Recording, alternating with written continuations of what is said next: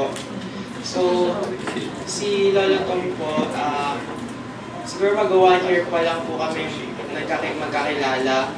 Pero madami na po siyang memory na naibahagi sa akin. Tuwing pupunta po ako sa bahay po nila, maalala ko po yung laging sinasabi niya sa akin, "Oh anak, mabili ka ba?" Yan, lagi po siya nagpapabili sa akin ng 5 Nebules po kasi yung gamot niya po. Meron na nga po akong copy ng senior card niya po.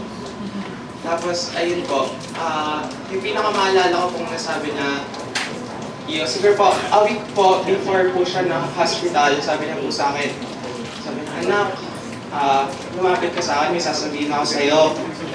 Tapos sabi niya po sa akin, "Aalagaan mo yung apo ko, mahal na mahal ko yan, mahalin mo yan.